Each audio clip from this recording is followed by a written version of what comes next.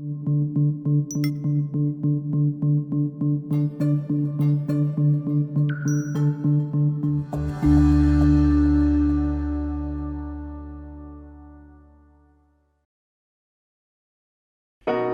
to The Road to Innovation, powered by the Kleinert Foundation. On each episode, we delve into innovative solutions to society's most pressing issues like sex trafficking, homelessness, and poverty. We hope that with each conversation, you'll be inspired to take actionable steps towards social change. Here's your host, Hannah Rabalais from the Kleinert Foundation. Welcome to the second episode of the Road to Innovation podcast powered by the Kleinert Foundation. I am your host, Hannah Rabalais, and I am so excited and so honored to introduce you to our guest today, the lovely and the one and only Miss Abi Ferrin. Welcome to the show, Abi. Thank you, Hannah. I'm so happy to be here today. Very well, excited. I really want to set the tone for this interview. You are doing something so innovative and so creative, and I just want to share a quote that Kimber Westphal published in a D Magazine article. So if that's all right with you, I'd love to share this real quick. Together, we are creating awareness and offering a permanent pathway out.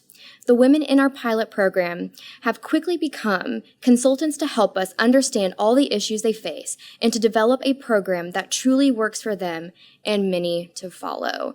Abi, before we jump into what we're really here to talk about today is love and freedom, I would love for you to kind of just share briefly your journey, the past, 17 years you've been a fashion designer. Like, where were you back then, and how did you get to this place where you are today?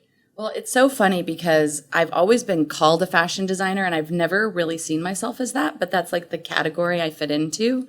Meanwhile, behind the scenes, when I started my business, I was crawling out of a very abusive relationship, financially, emotionally, spiritually, physically, all the things.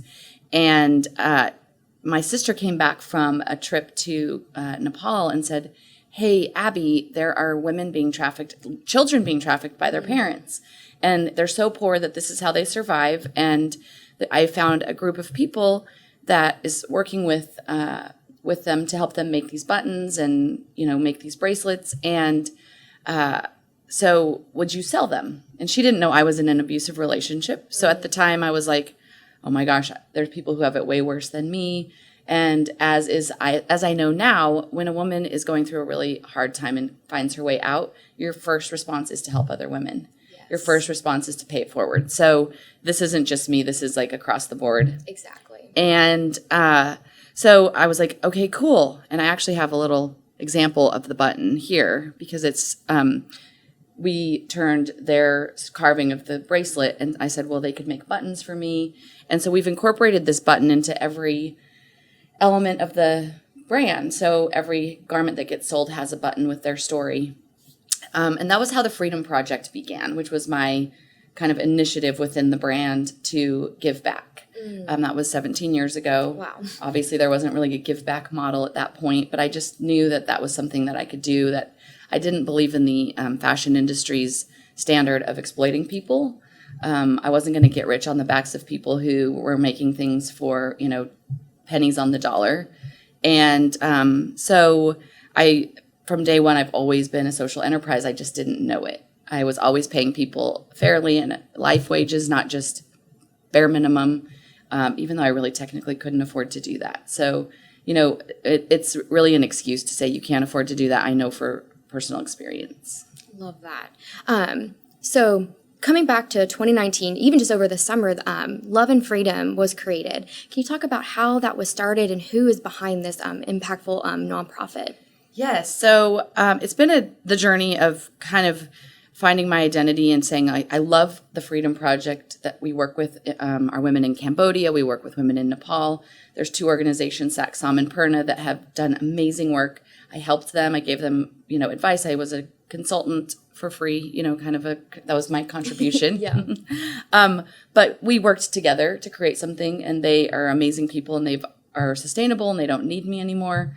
I do still order from them, but I was like, I really want to do it in Dallas, but I was afraid. I definitely had some fear around, will I be able to support women in American wages and it still being that same program of being fair and true. And So I hosted a workshop at my studio and for formerly trafficked girls, and they came in, and it was just a beautiful experience. And I got on the phone and I called Ashley Kleinert and said, oh my gosh, I just had this most amazing experience, and everything about me and my life and my team, we are all here to do this work. Like, this is what we're here to do. I don't know how we're going to do it, but we're doing it. And she connected me immediately to New Friends, New Life.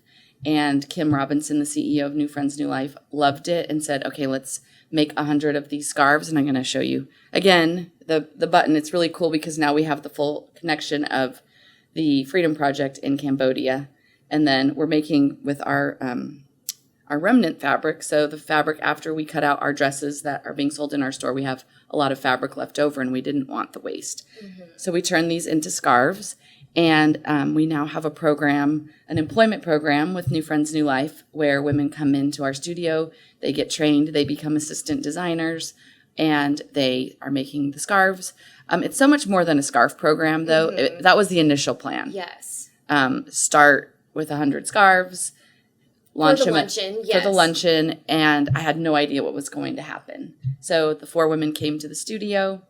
It was really cool because we discovered that we have, because of my experience of coming out of a trauma background, I have a trauma-informed workplace. Yes. So we understand when people get triggered, it's not, there's a protocol, there's a plan. New Friends, New Life came and trauma trained my whole team. Yes, which was like really, Jessica Brazil is their director of programs, and she is incredible. And even someone we are very familiar with our own personal trauma and trauma in general. And she just opened my eyes and just made me understand, like, even like your body language matters, like crossing your arms, the way that you could look. And sometimes I do have that like blank stare that maybe could be taken wrong, but just like realizing how you can trigger people is.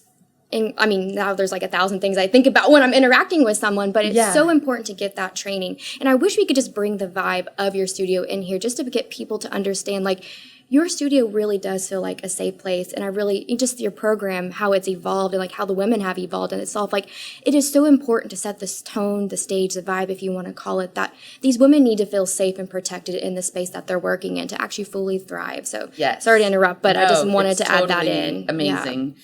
And that was the beauty. I mean, I keep saying this program is so alive because it is. It's like, it's like a plant. You walk in the next day and there's like a big bloom and you're like, whoa, I didn't know that would do that, you know?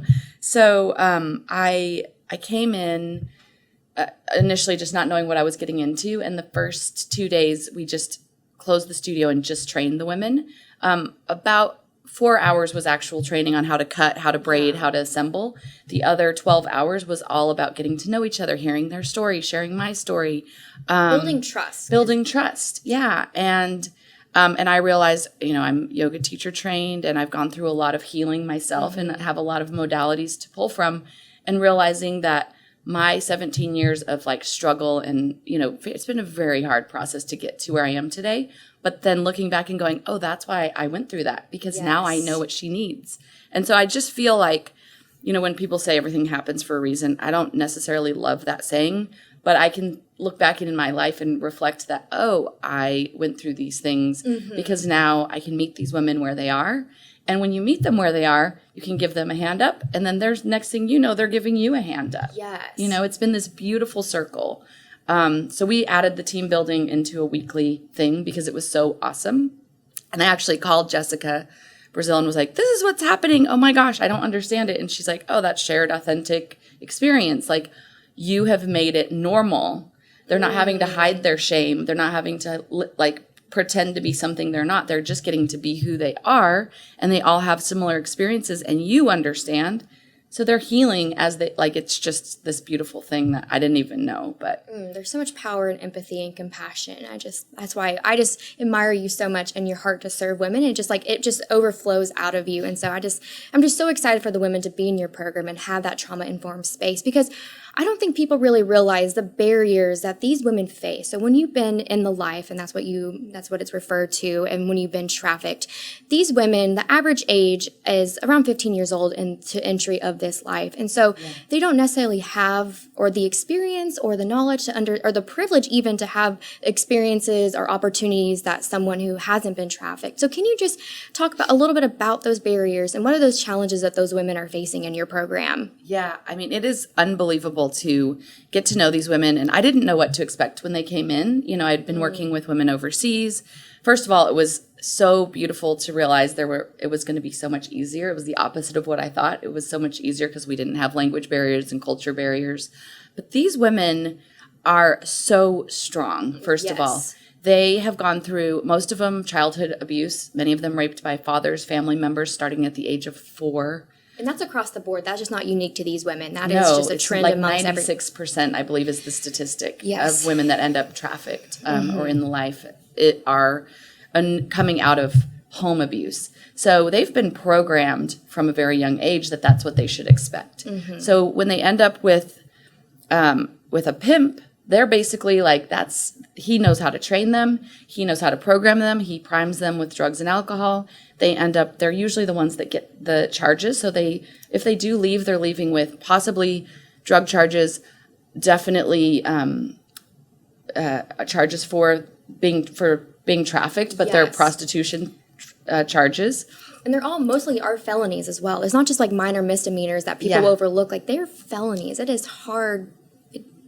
It's permanent almost. Yeah.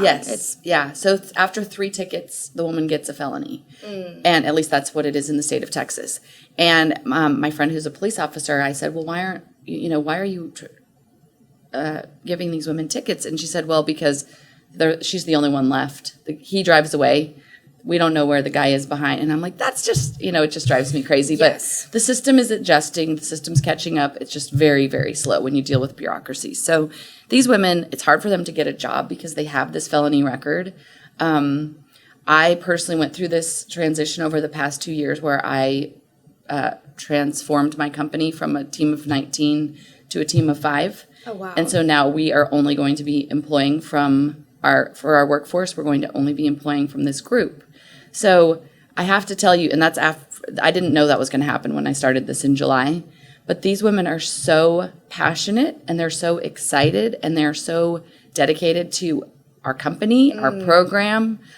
We have the nonprofit that we've now founded through this process, which is Love and Freedom. We partnered with Texas Women's Foundation. So we are separating the social enterprise, which is the for-profit business, and the nonprofit is the training and the holistic healing modalities. If we ever have any therapy brought in, we bring in a partner organization like Jessica Brazil from New Friends, New Life, and they provide the actual therapy component. But from the perspective of what these women are overcoming, you just can't even believe how strong they are.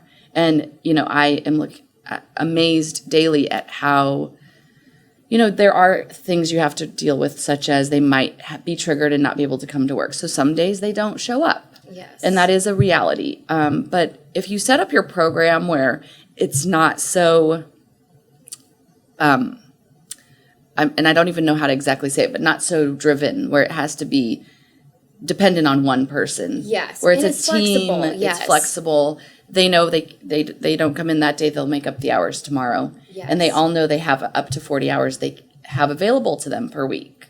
So they have 14 that they're accessible to in the training, the other 26 through the employment program. So they can be working a full work week in our studio, paid for the training, paid for the employment. And they're, 2 separate tracks. One is the social enterprise, which our Abi Ferrin company finances. The other is the Love and Freedom nonprofit. So there's, it's really beautiful. We only have 6 women to start with. That's incredible. 6 women. I mean, that's a lot. It is. It's a lot of lives transformed when you see these women.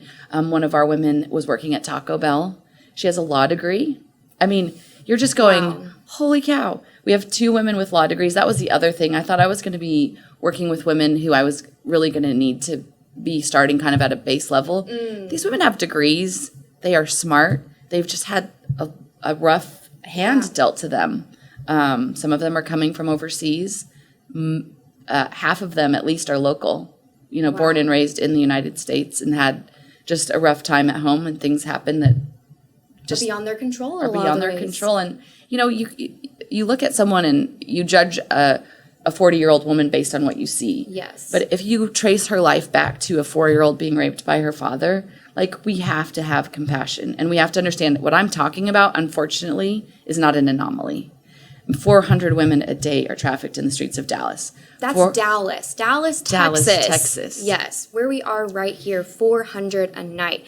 I want to also make that statistic even a little more crazy, because the average woman is trafficked 30 times a day.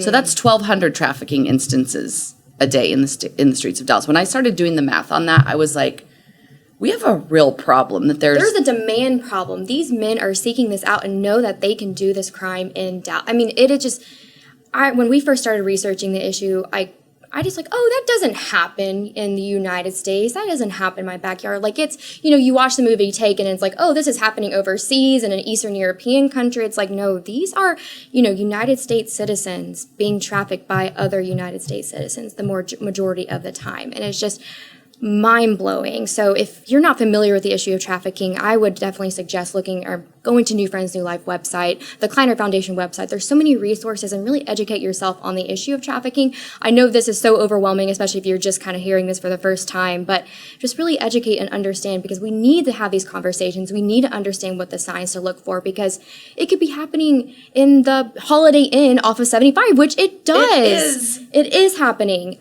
Side note, but it's just the issue is just so prevalent and strong in our community, and just breaks my heart that these women are suffering, and you're here to help. And so basically we're kind of the anti-traffickers. So they've gone from this point where they are saying, like, okay, the devil I know is better than the devil I don't. So this guy feeds me, he makes sure I have a roof over my head, he gives me my drugs, there's this whole line, their brains are foggy, but they know they're safe. Quote unquote. Quote unquote. That feels safe to them, which is really sad. It's better than being on the streets in a lot of ways, because you're more susceptible to being, other harm. But at least the guy who's abusing you, and you're which just they usually think is their boyfriend. Yes, and can you That's touch a whole on other that? Complicated Can you touch situation. on just a little bit on that? Because I think people think this is just some stranger. No, it doesn't happen just circumstance. It is a process that these pimps have. Can you just talk a little bit about that? It's a programming. So basically, they groom them, they spoil them, they treat them like they've never been treated before, they take them shopping, they flash their cash. I mean, and the average girl brings a pimp $250,000 a year cash-free, or tax-free cash. So they can afford to spend a little on their investment, and make her feel like she's never been treated before. So they give her a glimpse of this, and then it's always something she's kind of chasing, and then they'll give her just enough to keep her like, okay, he loves me, he's taking care of me, and I'm doing this for him. And it doesn't make sense if you're just the average person living your life, but if you have ever been in a situation where someone tricked you, manipulated you, conned you, just take that and multiply it times 1,000. Exactly. With a background that doesn't make sense. Exactly. So they basically do this programming. So what we've realized is that, her alternative is to be on the streets, like you said, or she doesn't really know where to go. So giving these women a place where they don't have to have shame about their past, they don't have to worry about their felony. I really don't see it as a real thing. And I will tell you, I trust these women implicitly. I've had no issues. There's not there's a bunch of felons running my studio. No, it's not that at all. And that's across the board. Everyone we talk to who runs a social enterprise working with a population that has felonies is like, no, that is not who they are. Yeah, that was a bad instance. It happened to them.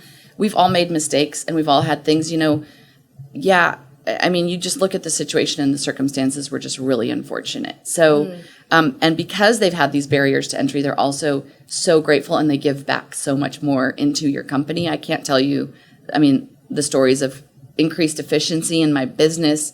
They are attentive, they care. It's the best workforce I've ever had, to be quite honest, in terms of really caring about the business's productivity, efficiency, communication. And then, the other thing that I would love to touch on is just, and I don't know the story, the stories of success, watching the women. We've completed our employment program. I trained them. on some basics, but my idea was to train the trainers. So this next round for the Kleinert Foundation wraps. Which I have this beautiful, if you're watching, this is the wrap that's coming out in our holiday gift guide in our holiday box. So Yes. So I trained one woman how to do that, and we set up the pattern together, and we did the whole program. And she has proceeded to train the rest of the 5 women, and I didn't even have to be present at the training. She ran it, and they are now trained. And I went into the studio yesterday, and there were 80 wraps completed and ready to go. So love it. yeah, it was really cool. I mean, the stories of life, and even them watching, I mean, they come to me and they're like, I can't believe it's only been 3 months. My life has been transformed. I can't believe it's been 3 months. I mean, just coming in from the, day one and seeing the women now, especially at the New Friends, New Life luncheon, and that how to see like Jada's heart was just so touched by these women. I mean, they're transformed already, and there's so much more to do, but they have come so far, and exactly, they are stronger than anyone I've ever met. It's just, I could tear up right now. It's just beautiful thinking about it.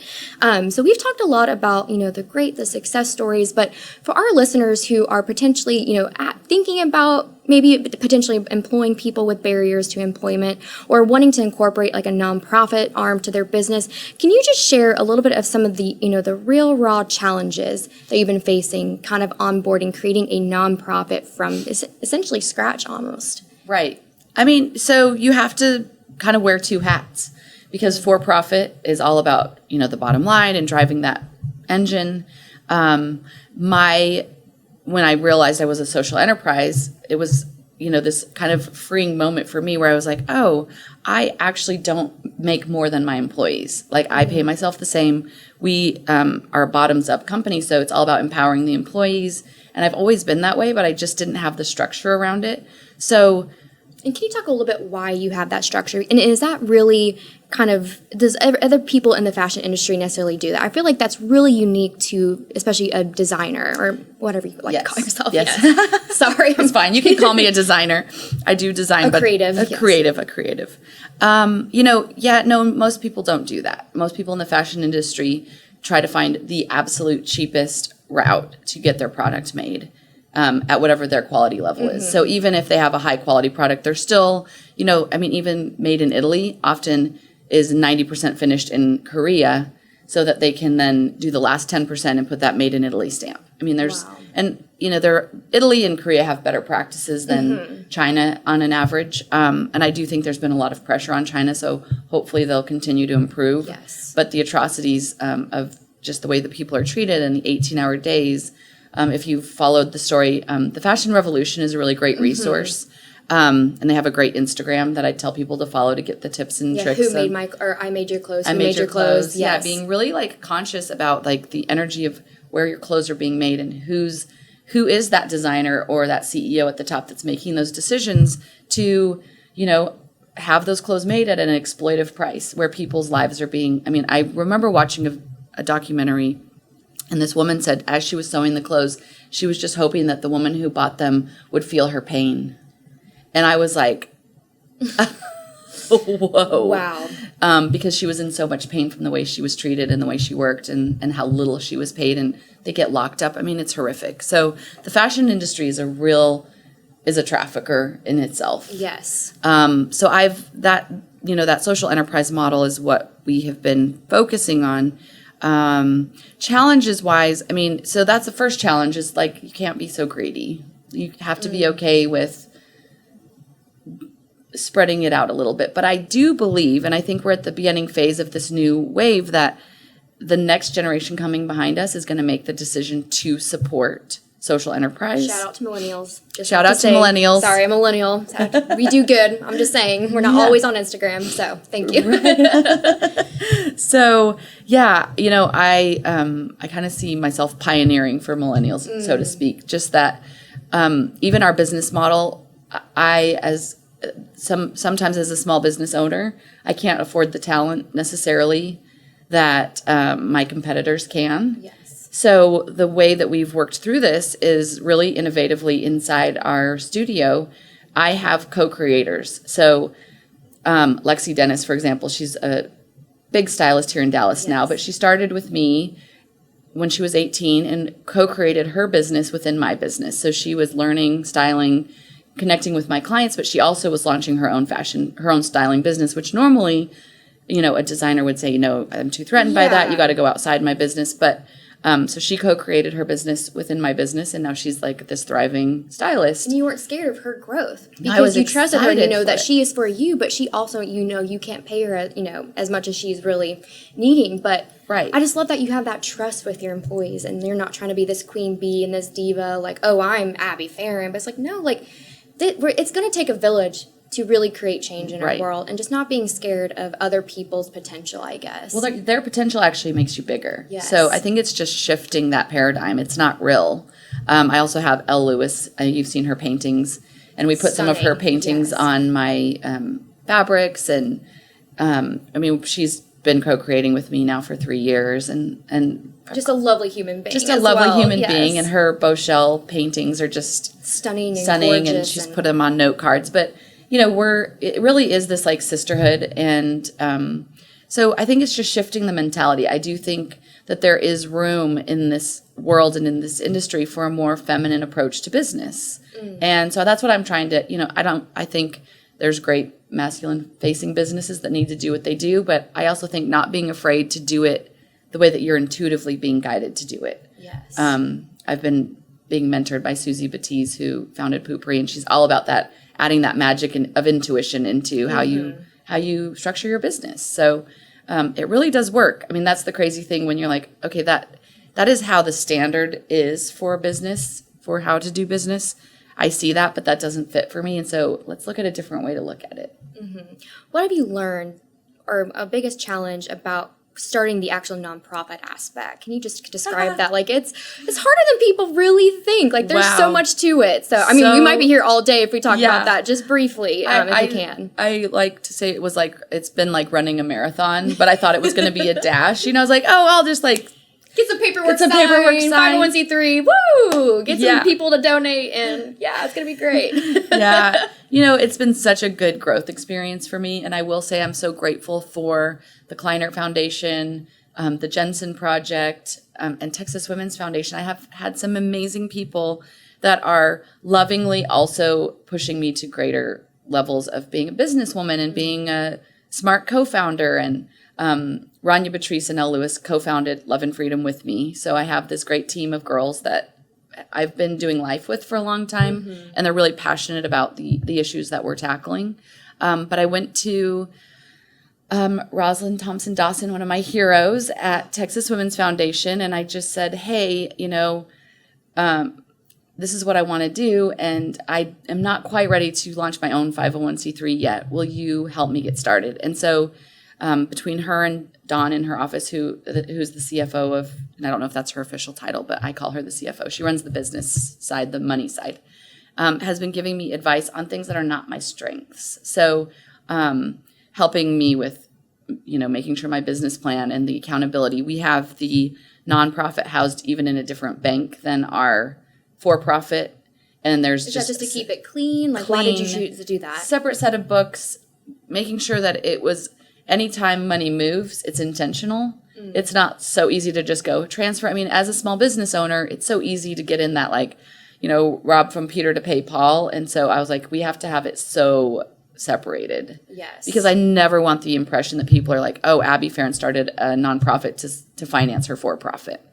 It's completely the other way around, that the for-profit is here to serve the nonprofit. Wow. And as the women get enabled through the nonprofit, they come through and they work, and then they are self-sustainable. And it's all about teaching people to fish. So they come through, they now have a job. We are training them to be entrepreneurs. So if they want to come in and do exactly what Lexi and Elle have done, create their own businesses within our business, they're welcome to do that. We're hoping to attract partners. So if people are like, I really want to be involved with that, but I don't feel like I'm called to start a social enterprise in my own business right now, but I would love to hire some of these women and get trauma trained and trauma informed. And once those women go through your program and they're to the next level of stability, I would love to hire them. We're hoping to attract those partners too, who will say, okay, I'm not ready for ground level, but when they've gone through that transition, we would love to still plug in and be a feeder for, all different kinds of vocations, not just fashion. We're looking for executive admin tracks. We're looking for beauty school tracks. We're looking for AI and graphics. And so, I mean, sky's the limit. And that's run, like, that is a desire of the women in your program. It's not like, oh, hey, you should be an executive. Like, they are coming to you and saying, hey, like, I love where I am now, but I really feel like I can do something more. And you're really connecting them with those tools. And people have just come out of not nowhere, but like, just, hey, I want to, you know, come alongside you and help you and like help these women get to the next level. Because I love that your program is a stepping stone, but there's also space for those women who are like, hey, I love it here. This is what I want to do with the rest of my life. And that is 100% amazing. Okay. And we need you here as well. But I love that you've made that aspect of your program flexible, because not everyone wants to work in retail. Right. And just making that space for those women to grow and just really dream like this. You've just created a space for them to, like, the sky is the limit. Yes. And it really is for these women, because like you said, they are so smart. They are so capable. Just giving them just an opportunity. I mean, it just transforms their life. Yeah. It is truly a blessing to see. Before we wrap up, do you have just a quick, like, a favorite story so far in, like, the first phase of your program? Like, what has been something that's just tugged on your heart? I have probably a million, because every week in team building I cry. We do check-ins. And they will... which you will cry if you ever attend a check-in. It is just... Whew. And I really do encourage, like, I'm going to answer your question, but before I do that, I really want to encourage the women of Dallas to see themselves as part of this circle of sisters. The women of Dallas have financed me by buying my clothes, by supporting my business. They have gotten me to this point where I'm able to finally totally walk into my purpose. So if you have a skill set or some idea or something you want to contribute, please reach out to me. Please reach out to us on our Instagram, Love and Freedom Project, and we'll be flashing that again at the end. But I really want to encourage people to plug in, and you don't have to do or be me to be able to support this program. You bring up the point, and I think that's also, I even would like to call out to foundations and philanthropists. So the Kleinert Foundation has graciously, let me spend 8 hours a week with you. And like, because as a foundation, we have time, and we've been spending the past 2 years researching the issue of sex trafficking, and with my experience in social enterprise, it was just like the perfect, like, okay, yes, like, if you have the time, like, we believe in this program, like, how can we go beyond, our grant-making dollars? And I just want to call that and just maybe ask foundations to think about how can we uniquely come alongside our nonprofit partners that we're already funding? And if we have the staff that has the skill set and the desire, why not create some space for your employees to also come alongside these nonprofits and take them to the next level if they're truly doing the real work, which we truly believe you are. And that's why, the Kleinert Foundation has graciously let me spend 8 hours a week with you. But it's so amazing. And I will say, like, Treasure is great. Getting donations is awesome. But I never want to take a donation without that investment of time and energy, because the full circle of that, like, true investment of people pouring into these women's lives and connecting with, and also helping me be better and saying, hey, have you thought about this? Or here's an idea, those resources. You don't even know what you actually possess as a established person in the city. If you have a good, stable life, like, you don't know how blessed you are until Amen. You see the other side. So my favorite story, I will say, how can we top the women being photographed with Jada Pinkett Smith? It's going to be hard to top that moment. And it wasn't about Jada Pinkett Smith being a celebrity. It was about Jada Pinkett Smith, who is a woman. She is a celebrity, but she also is someone who is in a high-profile position, giving back and really, truly getting engaged. She knows the issue. She has been in the trenches, and you could tell by the work she did, but then you could also tell by the way she took time with these women. It was the only group, getting us photographed with her was the only group that got to take our own camera. So the girls got their immediate selfie. Thank you, Jada. Thank you, Jada. And then she wore the scarf they made on stage. And they were there, and they were all just like, I can't believe she likes what we wear. And that goes back to, again, just using your profile and using your status as a successful person can go so far for these women. You don't have to be Jada Pinkett Smith. You will be amazed at, I think Kim Coppage in your office is a great example. Yes. At the Hunt office, she has been offering to mentor one of the girls in my program that wants more executive admin skills. So taking your time and talent for the skill set that that Kim has taken the time to meet with me. She's given us guidance. So, just having this, like, amazing opportunity to full circle connect with the women is amazing. So you kind of mentioned some call to action. So let's end on just any additional calls to action you have. We talked about understanding and educating yourself on the issue. Get involved no matter what. You have $10,000 to spend or $1, or if you have time. Like, what else can we ask these people to do for these women, you, our city? I would, all those things you just said, but then also, if you have a shopping choice, a gift to buy, go to our store in West Village. I really want them to see that their work can turn into dollars and that we can be completely sustainable, where when we want to add programs, we go and ask funders outside, but that the majority of our funds are coming through our sustainable business. And you get something out of it. You get a beautiful top, you get a scarf, like you get something to wear and really be proud of and showcase, because it is great quality stuff. Yes, so we are accessible luxury and our quality is beautiful. And, it's just, if you have a choice between something that was made overseas, keeping these dollars in Dallas is also going to help our economy. It really is. Yes. So that's kind of my hey, it's Christmas, it's the holidays.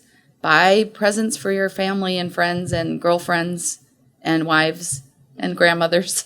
Yes. All of it. Buy them at my store in West Village. Wonderful. And follow the Love and Freedom at Love and Freedom Project on Instagram. And then that will have the links to the websites and you can actually purchase through Instagram. But Abby, you're one of my favorite people, and it's just been such a joy to get to know you the past couple months and just build a friendship with you, and just to know your heart is pure. And everyone who says that and who knows you is like, Abby's heart is so pure, and it's just such a beautiful thing that's happening in our city. And I'm just so excited for these listeners to hear your story, hear about your program, and potentially get involved. But I know you're a busy woman, so thank you so much for your time and your energy and your love. And we just thank you for listening to our podcast. It has been a joy to record this episode. And again, you can go to the Kleinert Foundation website to learn more, or follow Abby's Love and Freedom Project at Love and Freedom Project on Instagram. Thank you so much and have a wonderful day. Thank you for joining us on another episode of The Road to Innovation, powered by the Kleinert Foundation. If you'd like to learn more about today's social innovator, please visit kleinertfdn.org or the podcast website at theroadtoinnovation.com.